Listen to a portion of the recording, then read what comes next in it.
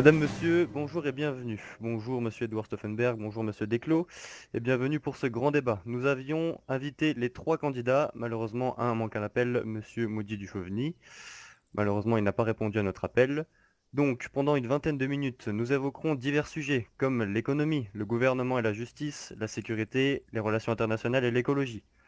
Mon rôle sera de veiller sur la stricte égalité de votre temps de parole et également l'équité de vos échanges. Nous avons effectué un tirage au sort. Ce tirage au sort indique que Monsieur Desclos commencera par la première question que voici. Monsieur Desclos, quelles sont vos stratégies afin d'augmenter la croissance économique de notre pays? Bonjour à tous, bonjour à toutes et à tous.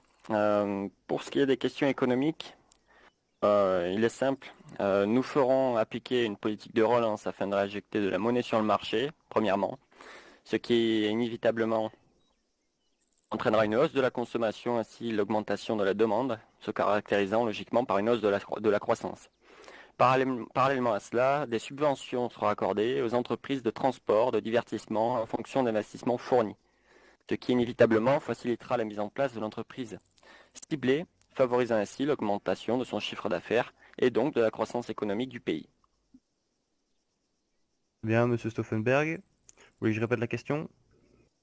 Euh, ça ira, merci. Donc, bonjour à tous et merci de me recevoir sur le plateau ici même.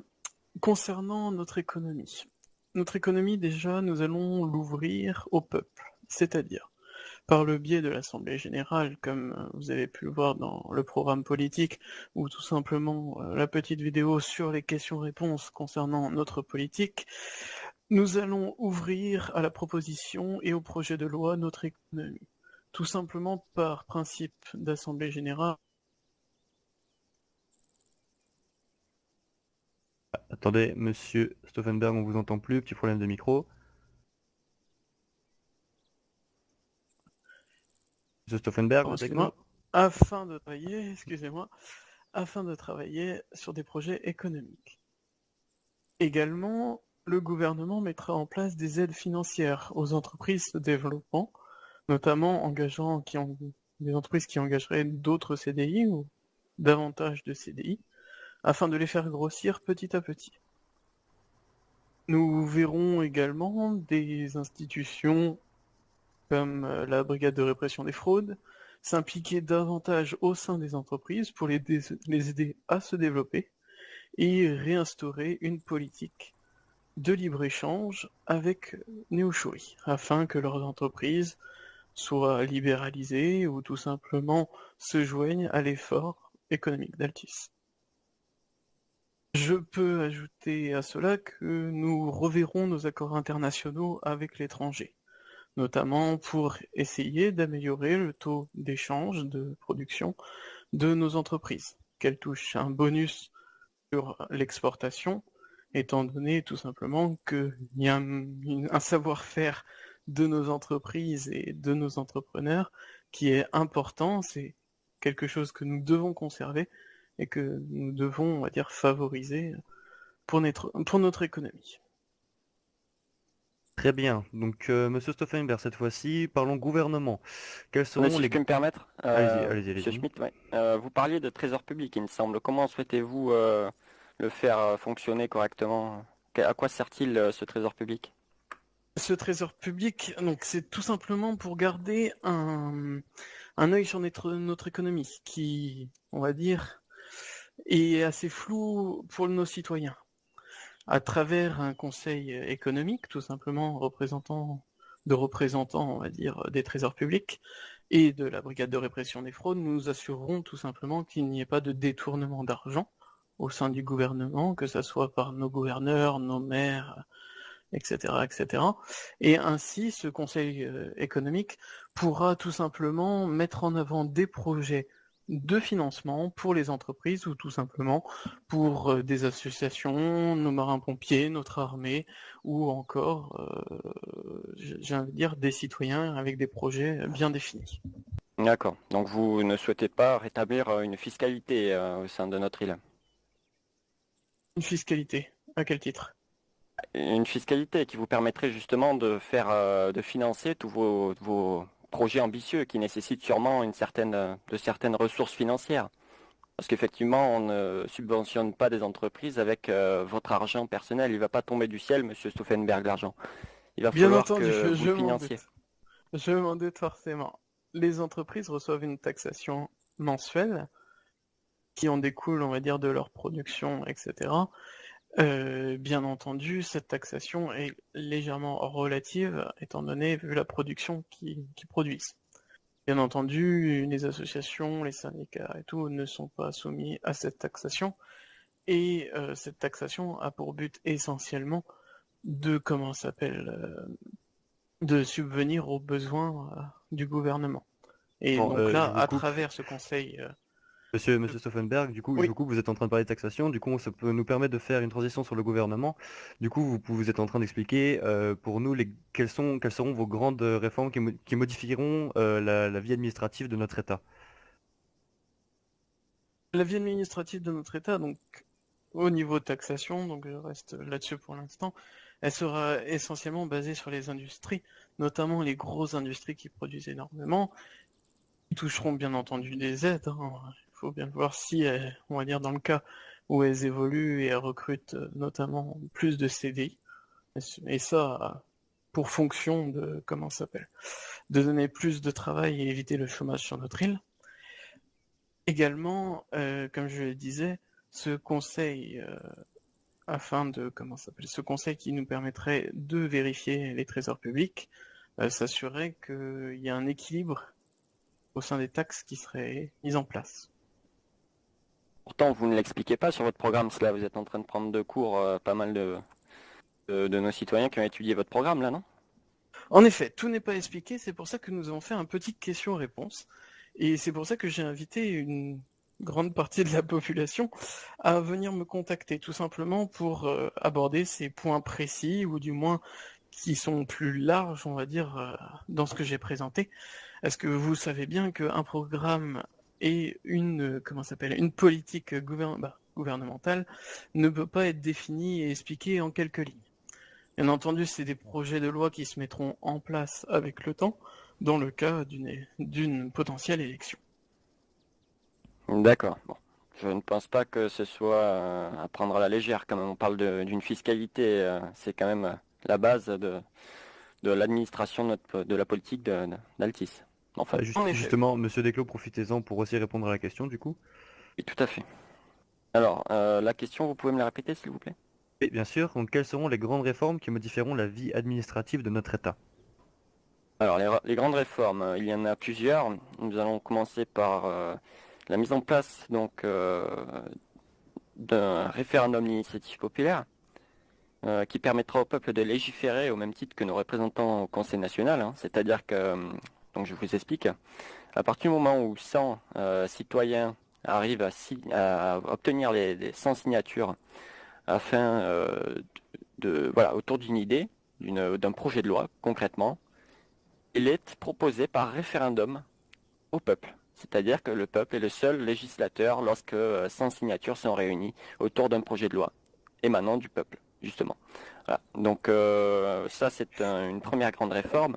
Nous avons ensuite un projet qui est monumental et qui aurait dû être engagé bien plus tôt, hein, par nos prédécesseurs.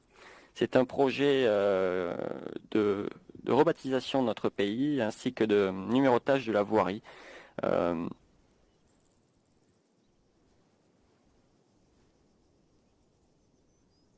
Édifices publics, hein, des hôpitaux, des aéroports. Voilà, aéroport international, ça parle peu, hein, il faut que nous arrivions à inscrire un nom, voilà, de quoi faire fonctionner notre, la vie administrative de notre État. Nous allons donc engager des projets de numérotage de la voirie, c'est-à-dire que nous avons également pu voir que dans Pyrgos ou Kavala, certaines rues avaient des noms, certaines avenues. Nous, c'était tout autre projet puisque nous souhaitons rebaptiser l'ensemble des routes, c'est-à-dire que ce soit Sirta, Gravia ou Molos, nous aurons des noms de rues. Les habitants, quand ils sortiront, qui donneront leur adresse, elles seront réelles. elles seront basées sur voilà, des travaux faits par donc les ministères des Infrastructures et du Territoire. Le numérotage de la voirie, tout simplement, numérotage séquentiel, universel, qui consiste à attribuer un numéro à chaque bâtiment. Donc chaque maison aura son numéro en fonction de son emplacement. Là pour le deuxième grand projet. Ensuite, je vous ai parlé également d'un projet qui était censé exister dans chaque État, chaque pays, qui est économiquement fiable, stable. C'est un impôt, tout simplement, déjà la taxation sur l'urbanisme, qui sera redéfinie, qui sera modifiée. Elle ne sera plus la même pour chaque entrepreneur, hein. On sait tous que chaque entrepreneur qui débute n'a pas forcément les mêmes moyens qu'un entrepreneur qui gagne l'équivalent voilà, par exemple, 10 millions par semaine. Il va falloir donc la rendre progressive. Et c'est ce que nous engageons à faire, rendre cette taxe progressive afin que les petits entrepreneurs ne s'endettent pas d'entrée de jeu et puissent faire le poids afin de s'engager comme il se doit dans la vie d'un entrepreneur. Ensuite, Si la je peux me- taxation, je termine juste, Allez-y. la taxation au niveau global, c'est-à-dire que ce sera un impôt, donc un système de redistribution des richesses, pardon, qui sera mis en place dans chaque pays, qu'il soit développé, en voie de développement, émergent ou quoi que ce soit. Nous avons un système de redistribution des richesses afin de garantir quand même un niveau de décence en termes de vie à chaque citoyen, qu'il soit pauvre ou qu'il vive dans des difficultés, qu'il soit handicapé ou qu'il ait voilà, des difficultés physiques, morales. Nous souhaitons que chaque individu puisse obtenir un minimum d'argent afin de pouvoir vivre dans la décence, avec un impôt progressif par tranche en fonction des revenus qui sera mis en place. Nous avons également pour projet d'augmenter le SMIC de 500 € actuellement à 750 €. J'ai terminé.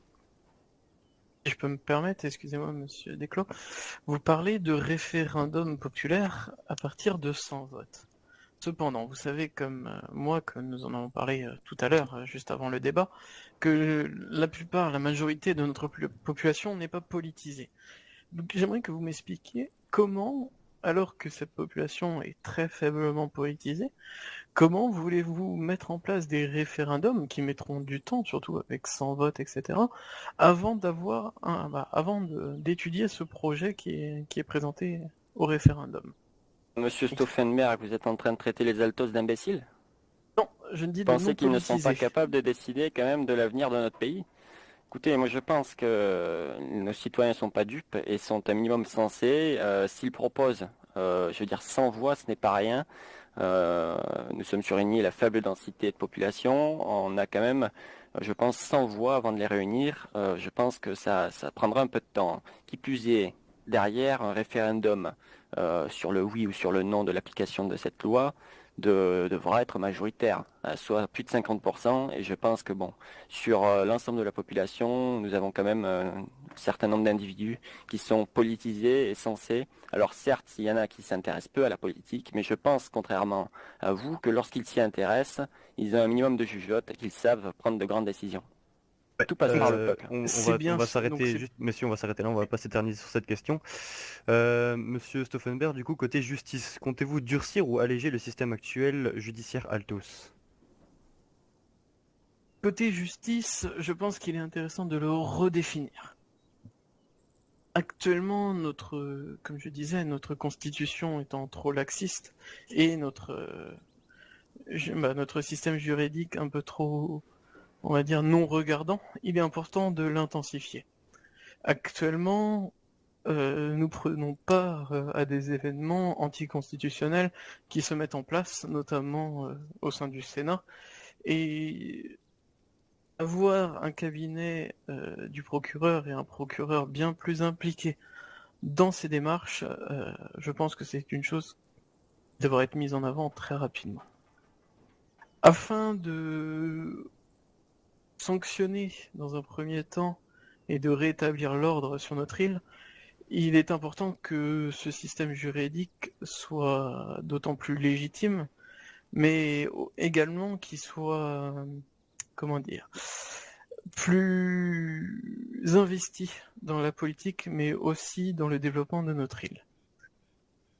Quand je parle de justice, pardon, je ne parle pas juste de procédure et de comment ça s'appelle, de sanctions pénales qui pourraient encourir à certaines personnes qui ont abusé de notre système gouvernemental, mais également un suivi de la part du procureur de la République futur dans toutes nos instances et dans l'opinion politique, on va dire, qui pourrait se mettre en place. Je m'exprime par là, en tout simplement ayant un suivi politique, le procureur pourrait s'engager au sein du gouvernement à assurer une légitimité et une légalisation des faits du gouvernement et des projets de loi qui se mettent en place. Il est important, je pense, que le procureur garde une certaine autonomie niveau justice afin de mettre des freins, si nécessaire, au gouvernement qui pourrait avoir, on va dire, des dérapages, etc., dans certaines politiques. Bon, bien sûr, quand je dis dérapage, c'est pas intentionnel, mais on va dire le procureur, il faut vraiment qu'il garde cette autonomie afin de limiter, dans le cas nécessaire, la politique ou tout simplement les projets de loi qui seraient mis en place. Juste Monsieur Desclos, avant que vous commenciez, faites un peu plus bref parce que vous prenez beaucoup de temps pour les questions et des fois ça Très bien. s'écarte un petit peu. Donc allez-y plus brièvement. Allez-y Monsieur Desclos. Bien, je vais être bref. Le système judiciaire Altos doit être plus ferme avec les criminels. Pour cela, nous devons avoir un système judiciaire propre. Nous devons avoir un système judiciaire totalement clean. C'est pour cela que je m'assurerai que chaque magistrat ou acteur juridique impliqué de près ou de loin à la justice devra être irréprochable. J'entends par là vérification des casiers, vérification des antécédents, des fréquentations, etc. Un magistrat doit être le plus propre possible et doit avoir aucun lien avec quelque entité rebelle ou autre. Ensuite, nous ferons appliquer des peines fermes et exemplaires afin de garantir la sécurité de tous nos citoyens. Fini avec le laxisme poussé à l'excès. Fini avec cette culture de la seconde chance, hein, comme nous avons pu le voir avec Monsieur Bonchance, hein, qui s'en sort avec très peu comparé à ce qu'il a fait. Il n'a même pas pris de prison ferme, c'est quand même un scandale. Nous avons également voilà, des actes de corruption, qu'ils soient dans la gendarmerie, dans la justice ou autre, qu'il va falloir régler au plus vite. Je vais terminer avec ça. Du coup, voilà, du coup, ça permet justement de faire une transition sur la sécurité. Donc, comptez-vous combattre les groupes, comment comptez-vous combattre, pardon, les groupes illégaux qu'il y a sur l'île? Alors, les groupes illégaux, tout Brièvement. simplement, premièrement, nous orienterons les missions de la gendarmerie d'une part sur la protection des civils, des entreprises, des infrastructures, mais surtout sur l'éradication de toute entité rebelle souhaitant priver nos citoyens de leur liberté en leur imposant une idéologie immorale. On luttera également, nous dissoudrons, pardon, les organismes de toute nature liés à des actes criminels. On rétablira l'indignité nationale pour les individus coupables de crimes et délits liés au terrorisme. Nous mettrons en place nous lutterons contre l'économie souterraine, qui est incompatible avec nos valeurs, donc tout ce qui les fait vivre, en fait, tout ce qui les fait fonctionner, hein, leur économie à eux. Hein. Si nous l'atteignons, cette économie, je pense que nous atteindrons à la source, et donc leur gagne-pain, et nous pourrons les affaiblir tant économiquement que militairement ensuite. Monsieur Stauffenberg? Oui. Concernant cette question de sécurité, je m'accorde avec les propos de Monsieur Desclos. Cependant, il est intéressant, mais important de prendre en compte que ces problèmes sont des problèmes du long terme. Il ne faut pas axer sa politique, comme je disais, principalement là-dessus, mais prendre les sujets au cas par cas. Nous prenons, par exemple, je prends l'exemple de la milice sans visage qui s'est, on va dire, approprié une certaine partie de notre territoire. Bien entendu, des plans de récupération du territoire devront être mis en place en accord avec le bureau du procureur et la gendarmerie. Mais également, il est important de répondre aussi à l'attente de nos citoyens dans leur quotidien. Certes, la présence terrorisme est, on va dire, un sujet actuel, mais il ne faut pas, on va dire, s'empresser de ce sujet et délaisser nos citoyens. Afin de répondre à cette optique, je comptais mettre en place des brigades de prévention. Ah, Afin justement, que alors dans attendez, chaque... attendez. Du coup, on Oui. va justement, c'est très bien que vous dites ça. On va du coup enchaîner sur la question d'après, qui est encore sur la sécurité. Donc du coup, quels seront les rapports que vous entretiendrez avec les services publics? Voilà. Donc pour les rapports, tout simplement la mise en place de brigades de proximité, afin que dans nos villes principales, nos gros cantons, la gendarmerie y soit plus présente et on va dire un relationnel beaucoup plus important avec nos concitoyens. De plus, pour notre sécurité et puis pour le bon vivre aussi de nos entrepreneurs, il est important de développer nos entreprises de sécurité, qui font une part importante de la sécurité de nos entreprises, du gouvernement, comme certaines entreprises sont utilisées, et il est intéressant de les mettre en avant. Bien entendu, le relationnel entre la gendarmerie et nos concitoyens a parfois été mis au dépourvu. Il est important de remédier à cela par des campagnes, par des préventions, tout simplement, et par la création des brigades de proximité, afin que nos citoyens reprennent confiance à la gendarmerie, envers la gendarmerie, et puissent apporter les informations nécessaires à la lutte terrorisme. Pardon. Monsieur Desclos, vous voulez que je répète la question? Bon, ça ira. Pour ce qui est des rapports, il me semble avec les services publics, c'est ça? Tout simplement, comme je le disais tout à l'heure, nous orienterons les missions de la gendarmerie sur la protection des civils, des entreprises, des infrastructures. Comme l'a dit M. Stauffenberg, on n'a pas énormément d'engouement lorsque l'on, je veux dire de manière majoritaire, il existe énormément d'exceptions, d'engouement autour de nos services publics, surtout de la gendarmerie. La gendarmerie a subi plusieurs attaques de la part de civils. Je suis très bien placé pour le dire, ciblé également de plusieurs manques de respect, etc. Je pense qu'il va falloir renforcer le lien entre le peuple et la gendarmerie en orientant, comme je l'ai dit, les missions sur notamment plus de services publics, les missions de services publics purs, et tout en gardant à l'esprit que derrière, on a une deuxième mission qui est effectivement l'éradication de certains groupes rebelles. Mais comme vous l'avez très bien dit, il ne faudra pas orienter uniquement les missions de la gendarmerie sur ces faits-là, puisque c'est et je suis également d'accord avec vous, une mission structurelle qui doit être mise en place sur du long terme et qui devra, voilà, avec le temps, seulement lorsqu'on prend trop de temps, on en vient à les laisser prospérer. Donc c'est pour ça qu'il ne faut pas non plus trop les laisser vivre. Bref, je reviens sur le point central. La gendarmerie, les services publics comme les pompiers, les marins-pompiers, qui eux aussi sont parfois cibles de manque de respect. Lorsqu'ils rentrent dans certains quartiers, on a Zaros, on a Molos ou d'autres endroits, ils se font caillasser, ils se font manquer, ils se font cracher dessus. Voilà, ces genres de phénomènes-là doivent cesser. Il va falloir rétablir clairement une confiance entre le peuple et nos services publics. Et également, j'insisterai, même si c'est pas un service public, effectivement, comme l'a dit M. Stauffenberg, sur le renforcement de la collaboration entre les entreprises de sécurité privées et le gouvernement ou même les services publics. Les mettre en relation afin de doubler notre puissance, nos forces. Ça passe par des subventions, ça passe par des... pardon. Pardon, oui, donc mettre en place des primes aux entreprises de sécurité lorsqu'ils sont embauchés par le gouvernement afin de consolider davantage les relations entre ces deux entités. Voilà, ce sont nos points prioritaires en ce qui concerne le service public et privé du coup. Donc je vois que je m'accorde avec vous, Monsieur Desclos, sur ce principe de sécurité. Cependant, je pense qu'il est important de parler de terrorisme et non de groupes rebelles.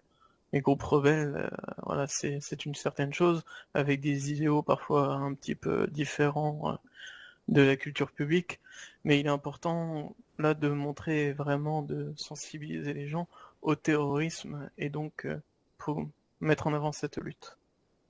Et donc je suis pas vraiment d'accord avec vous là sur ce point-là. Pour ce qui est de certains groupes marginaux comme la Milice sans visage ou d'autres entités dans le même genre, ou le LFI à l'époque on a pu connaître, ce sont effectivement des groupes terroristes qui ne cherchent pas le bien de nos citoyens, privent la liberté de nos citoyens, qui font, voilà, qui se trimballent avec des armes et qui font des attentats.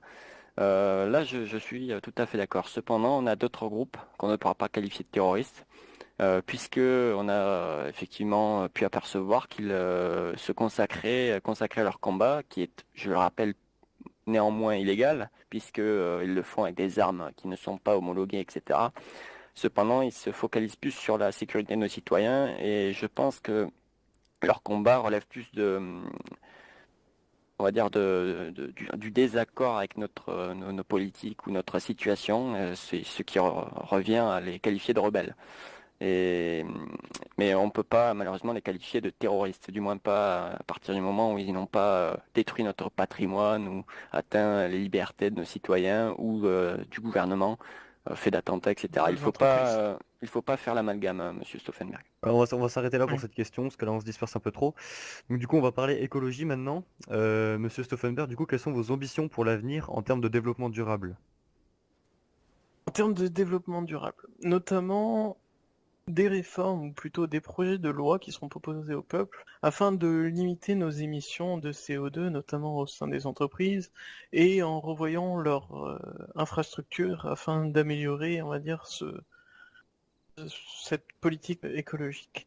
On remarque énormément d'entreprises, ou du moins de particuliers, qui s'investissent dans la production de certaines ressources, mais on va dire de façon un petit peu anarchique, si je peux me permettre. Je prends exemple avec les entreprises de pétrole qui ont des infrastructures tout à fait adaptées à la production et qui sont encouragées également par la brigade de répression des fraudes à fournir à leurs travailleurs et à l'environnement une certaine conduite à tenir, notamment donc par la protection de nos citoyens et à l'environnement, en faisant attention de ne pas déverser du pétrole sur nos côtes. Malheureusement, on peut voir, et on le remarque régulièrement, certains entrepreneurs autonomes qui s'intéresseraient à cette tâche et qui seraient un petit peu moins regardants au vu de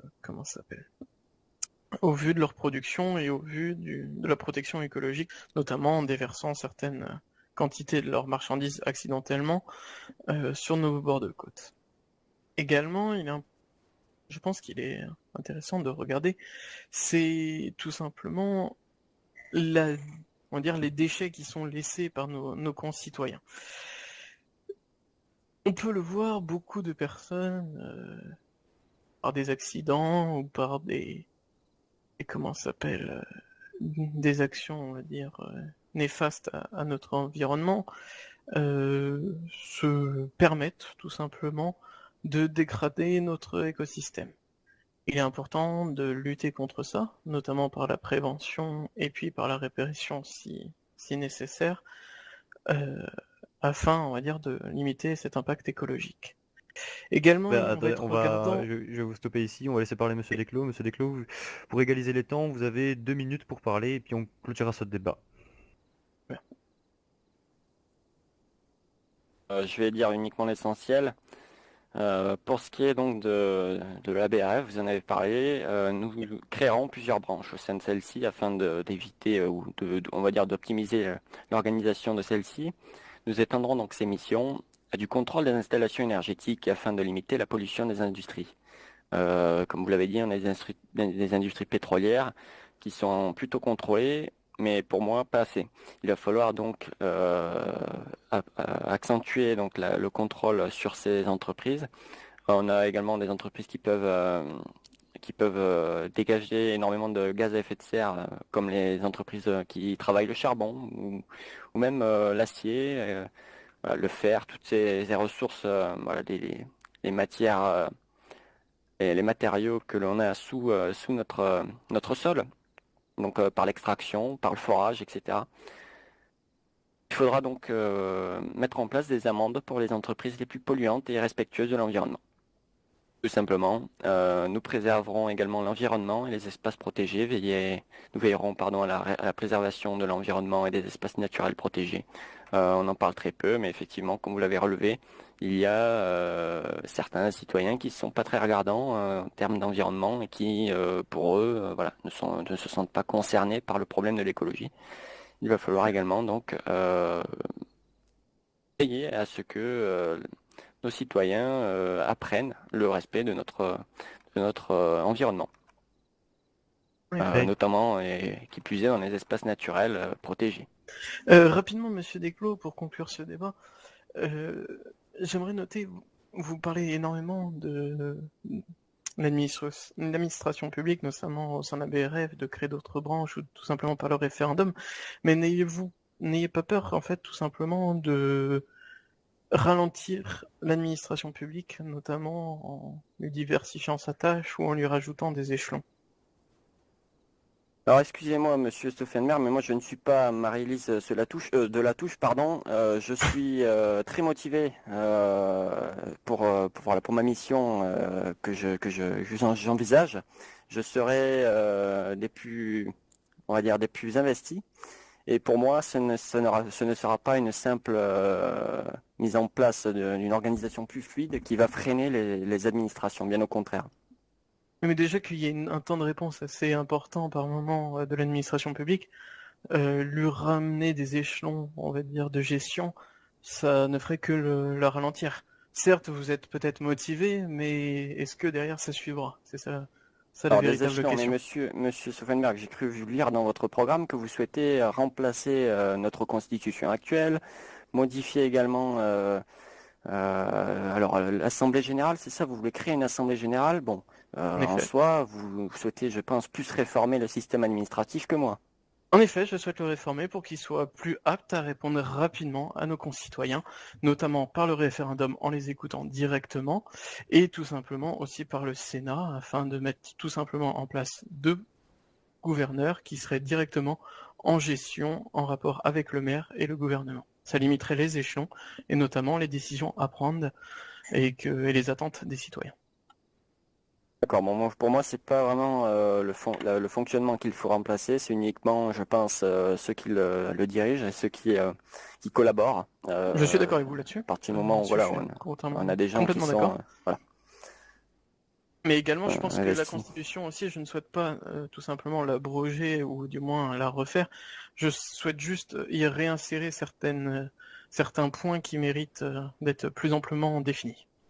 Donc merci à vous deux pour ce débat, merci à vous chers téléspectateurs de nous avoir suivis, en espérant que ce débat a contribué à vous éclairer pour votre choix. Les résultats seront donc annoncés ce dimanche 21 janvier 2024 sur notre chaîne de télévision. Merci et bonne journée à vous tous. Merci messieurs.